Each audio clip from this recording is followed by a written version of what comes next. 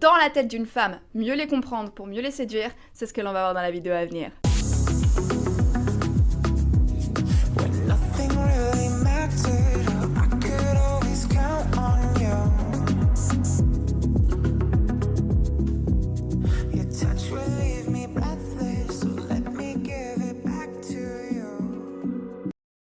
Petit disclaimer sur cette vidéo. J'ai conscience du fait que certaines personnes peuvent se sentir personnellement attaquées par ce que je suis en train de tenir en termes de propos. La raison pour laquelle je vous dis ces choses-là, ce n'est pas que vous vous sentiez piqué ou personnellement attaqué par ce que je suis en train de vous expliquer. Le but pour moi, avec toutes ces vidéos-là, c'est d'optimiser votre séduction, d'optimiser votre charisme et de rétablir la communication entre les hommes et les femmes et c'est, je pense, le diagnostic que j'ai posé qui est coupé. Le but, pour moi, ce n'est pas de savoir qui a raison, qui a tort, et c'est la faute à qui. On s'en fiche. Pour moi, le plus important, c'est d'apprendre des choses, déjà, de vous en apprendre aussi, et qu'ensuite, lorsque vous êtes avec vous-même, vous puissiez évoluer, grandir, et puis comprendre, en fait, les femmes. Parce qu'après tout, c'est avec nous que vous avez envie d'être, non ? C'est avec nous que vous avez envie de faire votre vie. Je ne pointe personne du doigt en particulier. Si vous vous sentez attaqué personnellement par mes vidéos, potentiellement on peut en discuter, on peut débattre, mais si vous vous sentez attaqué personnellement par mes vidéos, je vous demanderai de vous demander pourquoi. Et gardez bien en tête que mon but à moi, ce n'est pas de faire en sorte que les gens se sentent mal. Mon but à moi, c'est que les hommes avec qui je travaille, ou les hommes qui suivent cette vidéo, deviennent des versions d'eux-mêmes plus charismatiques, plus puissantes, plus fortes. Après, le débat continue dans les commentaires, ok ? Ceci dit, on va pouvoir maintenant passer au début de la vidéo. Salut mes petits bichons, j'espère qu'aujourd'hui ça va. En fait, je pense qu'on va un petit peu bosser là-dessus. Je vais essayer justement de vous apporter des compléments d'information pour que vous vous mettiez un petit peu plus facilement à la place des femmes. Parce qu'il y a un truc que j'ai compris pour bosser avec les hommes et pour être une femme moi-même, c'est que la communication entre les genres est rompue. Et vraiment, je vais me répéter, j'en ai marre d'être dans la guerre des sexes. Et du coup, je pense que pour que justement la guerre des sexes arrête, ce serait bien qu'on essaye de faire un peu preuve d'empathie les uns envers les autres. Et donc je vais vous donner quelques explications sur certains comportements féminins que vous avez apparemment du mal à comprendre. Et pour ce faire, je vais vous expliquer un petit peu comment est-ce que quelle a été l'éducation que les femmes ont reçue, notamment en Occident, et du coup comment gérer ça lorsque vous rencontrez une femme, et notamment une femme qui vous plaît. Je vais vous expliquer que faire des informations que je vais vous donner. Et du coup il va être beaucoup plus facile pour vous de communiquer avec les femmes, de bien vous entendre avec elles, et donc de pouvoir créer des relations de qualité avec une femme. Ou plusieurs si vous avez envie de fréquenter plusieurs femmes, c'est vous qui voyez. Avant de rentrer dans le vif du sujet, n'oubliez pas, j'ai toujours ma formation offerte, 28 jours pour devenir sexy, qui donc normalement devrait apparaître là sous vos yeux ébahis. Donc c'est une formation en 4 semaines, effectivement, avec des fascicules et des vidéos pour monter en sex appeal et devenir une version de vous un petit peu plus... Et donc si cela vous intéresse, vous cliquez sur le lien qui figure en commentaire épinglé ou en barre d'infos, vous vous inscrivez et vous allez recevoir vos identifiants, login et password pour avoir accès à cette formation qui est offerte. Ceci dit, on va pouvoir rentrer dans les vifs du sujet.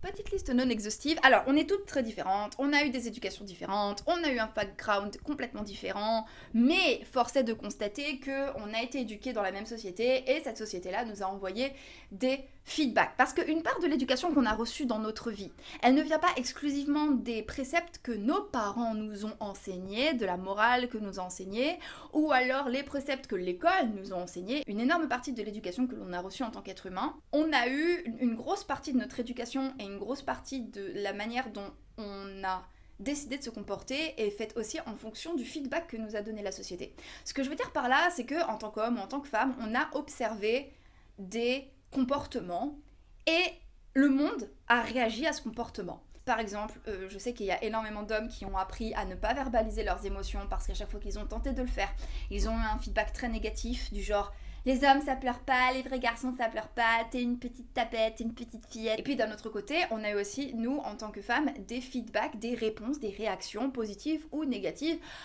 à notre comportement, aux choses que l'on a fait en général. Le monde réagit à ce qu'on fait. Et en fait, c'est une interaction et ça nous apprend ce qui est admis, ce qui ne l'est pas, ce qui marche pour nous, ce qui ne marche pas. Et dans tous les cas, sachez-le, dans la nature humaine, j'ai tendance à penser que tout est stratégie et tout est feedback. Et plus ça va, plus j'étudie l'humain et plus je me rends compte que ça se vérifie. La première chose qu'une femme a compris depuis qu'elle est toute petite, c'est que la première chose qu'on attend d'elle, c'est pas d'être intelligente, c'est pas de ramener de l'argent, c'est même pas d'être une adulte responsable, c'est d'être belle. Quelle est la première chose que l'on va commenter chez une femme? Quelle est la condition sine qua non pour vous pour sortir avec une femme? Là, c'est vraiment un recul de fille. On a toutes vécu, en fait, en tant que femme. On a tous vu la manière dont les gens réagissaient quand on avait, par exemple, pris un peu de poids ou moins, d'accord? On a toutes, on a vu que les gens nous traitaient mieux quand on était mieux gaulés. On a vu que les sourires étaient plus francs.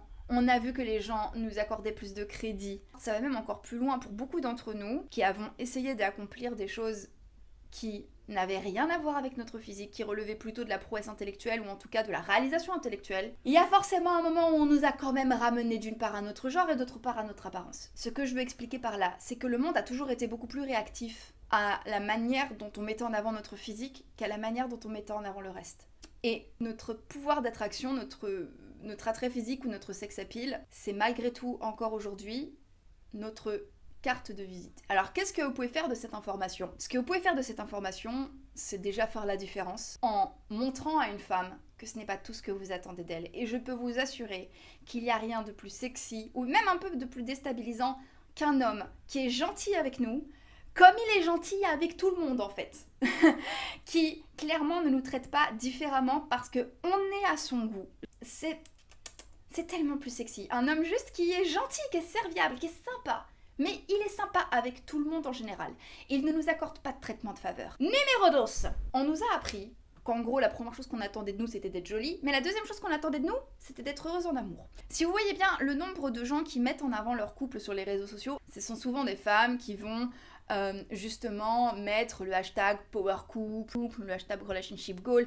Ce sont des préoccupations majoritairement féminines et les gens qui vont être le plus sensibles à ce genre de message la plupart du temps ce sont les femmes. Et en fait comment est-ce qu'on nous a appris ça? On a pareil en fait, on a eu un feedback quand on a accompli des choses sur le plan intellectuel ou qu'on a eu comme ça des réalisations personnelles. Quand on a réalisé des choses sur le plan personnel, il y avait forcément des gens pour dire bravo. On a aussi eu des fois des feedbacks en mode c'est bien pour une femme, mais on a aussi vu la manière dont les gens réagissaient quand on était en couple et que on était dans une relation stable pour laquelle tout se passait bien. Ce que je vais expliquer par là, c'est qu'on a toujours beaucoup plus célébré une femme pour ses réalisations romantiques et familiales.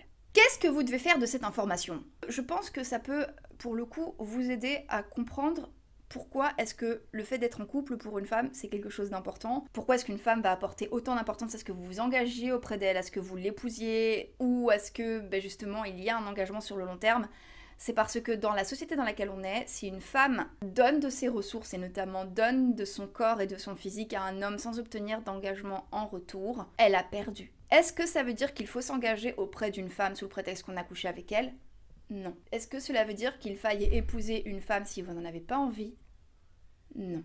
Tout simplement apprendre à faire la distinction entre le moment où une femme a envie d'avancer avec vous, parce qu'elle a envie d'avancer avec vous, ou le moment où une femme a envie d'avancer avec vous parce qu'elle a envie d'avancer tout court. Attends, c'est bon, je vais avoir 30 ans, si j'ai pas un enfant dans les 2 ans, si tu me donnes pas un enfant dans les 2 ans, désolée, je pense que ça va pas le faire. C'est bien qu'elle explique ce qu'elle veut, mais vous avez aussi le droit de lui dire « Je suis pas contre, il me manque juste des informations pour ça, à savoir est-ce qu'on est compatible, est-ce qu'on a des choses à faire. » Et donc du coup, vous allez aussi comprendre que il va y avoir des situations où une femme va vouloir être avec vous parce qu'elle veut être avec vous, et il va y avoir des situations où une femme va vouloir être avec vous parce qu'elle a envie d'être en couple, parce qu'elle en a marre d'être seule, parce que toutes ses copines sont en couple, parce que tout le monde est en train de se marier autour d'elle. Est-ce que c'est une raison valable pour être en couple ensemble? Je ne pense pas. Alors, numéro 3. Dans l'éducation que les femmes ont reçue, et ça, que ce soit nos parents, notre société, tout, on nous a appris à nous tenir. De toutes les injonctions que j'ai reçues dans la société, je pense que c'est celui que j'ai le moins respecté. Par se tenir, c'est en règle générale, qu'il s'agisse de notre attitude, de notre langage, de nos émanations corporelles, de notre libido, on nous a appris que, en tant que femmes, on attendait de nous que nous soyons plus civilisés que les hommes. J'aime pas dire ça, mais en gros que l'on soit un petit peu plus capable de maîtrise que vous. Et on nous a beaucoup moins pardonné à vous les situations où justement nous avons débordé parce que nous, on n'a pas l'excuse de « je ne suis qu'un homme ». En ce qui concerne notre langage, c'est simple, hein, depuis qu'on est petite, on nous fait les gros yeux et puis on nous dit « c'est pas beau dans la bouche d'une fille ». J'ai un langage qui est aussi vulgaire que les hommes. J'ai pas encore reçu des commentaires en mode « t'es tellement vulgaire », etc. Ou alors je les ai pas assez reçus pour que ça me... Et de toutes les façons, c'est moi qui décide si j'ai envie d'avoir un langage soutenu ou un langage vulgaire. C'est mon choix personnel, basé sur mon évaluation de la situation et non pas sur les injonctions que l'on me donne. Parce que moi, en général, quand on me donne une injonction, je ne dis pas oui, je ne dis pas non, je me demande si c'est bon pour moi ou pas. On nous a appris à maîtriser nos pulsions dans le sens où on nous a toujours demandé d'avoir une morale sexuelle, par exemple, qui soit beaucoup plus stricte que la morale sexuelle des hommes. C'est-à-dire qu'on nous a beaucoup appris que le sexe était quelque chose qu'il fallait en gros que nous on fasse avec parcimonie. Et d'un autre côté, on a beaucoup plus facilement toléré des hommes en fait, qu'ils soient coureurs de jupons ou infidèles. On nous a aussi beaucoup appris à gérer nos émanations corporelles et à avoir honte de tout ce qui pouvait relever de notre animalité. Qu'il s'agisse de nos poils, qu'il s'agisse de nos odeurs, qu'il s'agisse de notre gras, etc. On nous a appris à maîtriser notre corps, à avoir cette espèce de maîtrise sur notre corps. Qu'est-ce qui nous l'a appris ? Là pareil, vous voyez bien le débat sur le poil. Je pense juste que là encore c'est une affaire de goût personnel. Je vous demanderai de garder en tête le fait que là nous sommes en train de parler de l'éducation d'une femme. Je suis même pas en fait en train de porter un jugement de valeur sur si oui ou non ces injonctions ou l'éducation qu'on a reçue est bonne ou pas. Je suis là pour vous délivrer les informations. Alors qu'est-ce que vous faites de cette information ? Sincèrement, qu'une relation de qualité est une relation où certes on continue à faire attention à soi, où certes on essaye de garder une part de sexiness pour l'autre, mais où on a également une certaine part de lâcher prise. Là où je pense que cette information peut être vraiment importante et primordiale pour vous, c'est que vous n'avez pas idée d'à quel point c'est précieux pour une femme de pouvoir se libérer dans sa sexualité. Et sachez une chose, c'est que pour être un bon coup avec une femme, c'est même pas une question de performance. Je vois beaucoup d'hommes parler en termes de performance, etc. Je l'ai prise dans tous les sens, sur la table, sous le lit, sur le plafond, ça a duré 4 heures. La vérité, un bon coup au lit, c'est surtout un mec qui arrive à créer du désir chez une femme et donc créer de l'anticipation, et lui donne au lit l'espace nécessaire pour qu'elle puisse prendre vraiment son pied, lâcher prise, sans se sentir jugée, sans avoir l'impression qu'il va y avoir des répercussions négatives sur elle, sur le long terme. Et pour ceux qui se demandent de quoi je parle, demandez-vous comment vous parlez des femmes avec qui vous avez couché à vos potes. Alors, quatrième chose qui est très importante, on nous a appris à avoir peur de vous. Là aussi, c'est une phrase que j'ai régulièrement entendue. Je lui ai dit, et je dis à ma fille, à ma sœur, de se méfier des hommes. Je sais ce qu'ils ont en tête. J'en suis un moi-même. Depuis qu'on est petite, on nous a appris que vous étiez l'ennemi. Mais en parallèle de ça, on nous a appris que vous étiez l'ennemi avec qui on allait devoir faire notre vie. Est-ce que vous trouvez pas ça un peu curieux ? On nous a expliqué que vous étiez physiquement plus fort que nous, que vous pouviez disposer de nos corps sans notre consentement. On nous a appris à avoir peur de ça, en nous disant de rentrer tôt le soir, en nous disant de faire attention à la manière dont on s'habillait, et à bien mettre nos clés dans la main en crochet quand on rentre à partir d'une certaine heure. Mais on nous a aussi appris à avoir peur de vous pour la manipulation dont les hommes pourraient faire preuve pour obtenir de nous, de la même manière, des choses qu'on ne leur donnerait pas si on avait conscience des choses. Et à ça, je répondrai qu'aucun genre n'a le monopole de la manipulation. Aucun. Mais là où c'était un peu plus compliqué, je pense, pour nous les femmes, et je trouve ça terrible lorsque je vois la contradiction incroyable des hommes qui ne traitent pas les femmes avec qui ils sortent ou avec qui ils couchent comme ils aimeraient qu'on traite leur propre sœur ou leur propre fille. Cette dichotomie empêche les hommes d'être dans la séduction. Et je vous pose juste cette question comme ça. Et encore une fois, je suis pas là pour pointer du doigt qui que ce soit. Je suis là pour essayer de rétablir la connexion entre les genres parce que on ne peut pas mépriser le sexe opposé et d'un autre côté vouloir son amour. C'est dichotomique. Donc vraiment, je vous le dis avec tout l'amour du monde. Et c'est un peu de tough love encore une fois que je vous donne. Petite question, avec vous, vous répondez pas en commentaire, si vous voulez vous le faites, pas mon problème. C'est entre vous et vous. Est-ce que vous traitez les femmes avec qui vous sortez, que vous courtisez, à qui vous parlez, avec qui vous couchez, comme vous aimeriez qu'on traite votre fille? Posez-vous la question vous-même. Je vous demande d'être honnête avec vous, je vous demande pas de me dire la vérité à moi. Si la réponse dans votre fort intérieur, c'est non, demandez-vous pourquoi. Et du coup, est-ce que vous comprenez pourquoi est-ce qu'on nous a enseigné à avoir peur de vous? Je vous dis tout ça parce que c'est aussi mon travail d'adresser, de parler de ces incohérences-là et de ces problèmes-là. Parce qu'ils sont une partie des raisons pour lesquelles la séduction est quelque chose d'aussi compliqué. La racine du problème en termes de séduction, elle vient surtout du fait que nous nous considérons, les hommes comme les femmes, comme des ennemis. Nous agissons en ennemis. Et ensuite, nous ne comprenons pas pourquoi. Est-ce que le sexe opposé qui nous attire ne veut pas de nous, ou qu'il nous en veut, ou qu'il se méfie de nous. Et enfin, le dernier truc, on a appris à une femme qu'effectivement, si elle était assez belle, elle allait pouvoir avoir la vie en mode facile. Comment est-ce qu'elle a appris ça? Elle a appris ça en grandissant avec tous les traitements de faveur que des hommes, ou même que la société en général, lui a accordé sous le prétexte qu'elle était jolie. On a toutes vu des hommes régler nos problèmes à la place, combler nos failles et nos lacunes, avec une petite chance qu'on allait leur être reconnaissant et que cette reconnaissance, elle allait se traduire avec une fellation. Ça n'a rendu service à personne. Ça ne vous rend pas service, ça ne rend pas service aux hommes et ça ne nous rend pas non plus service aux femmes parce que cela ne nous apprend pas à prendre la responsabilité de nos actes en tant que femme. Moi, je vais vous le dire, je suis très honnête là-dessus. Pendant très longtemps, on m'a beaucoup passé mes comportements de gamine capricieuse.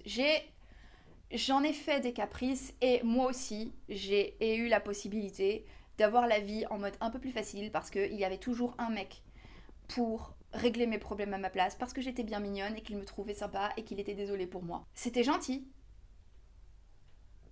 mais ça m'a pas rendu service.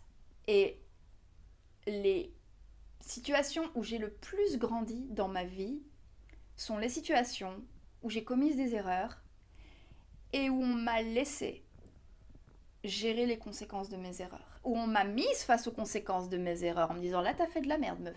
Et comme je le dis tout le temps, on enseigne aux gens comment nous traiter, on leur apprend comment nous traiter à échelle individuelle, à échelle collective. Écoutez, je pense que c'est tout pour aujourd'hui. Donc cette vidéo est terminée. Abonnez-vous si cette chaîne vous plaît. Mettez votre plus gros pouce si cette vidéo vous a plu. La discussion continue dans les commentaires. Si on est respectueux, même la contradiction, ça me va très bien. On discute, on est entre nous. Je peux entendre les éléments contradictoires. J'aimerais bien d'ailleurs même inviter sur cette chaîne un abonné, quelqu'un avec qui on pourra avoir un débat sur ce sujet, qui pourrait me donner un recul d'homme, mais à une condition, c'est que cette personne soit respectueuse et qu'elle garde bien en tête que le but du débat, c'est d'avancer ensemble, c'est d'évoluer, ce n'est pas d'avoir raison à 100%, parce que je sais que même moi, à l'issue de ce débat, j'aurai pas 100% raison, et c'est très bien. Donc je vous embrasse, prenez grand soin de vous, et comme d'habitude, n'oubliez jamais que si une petite quiche comme moi y arrive, tout le monde peut y arriver, donc maintenant, c'est à vous de jouer.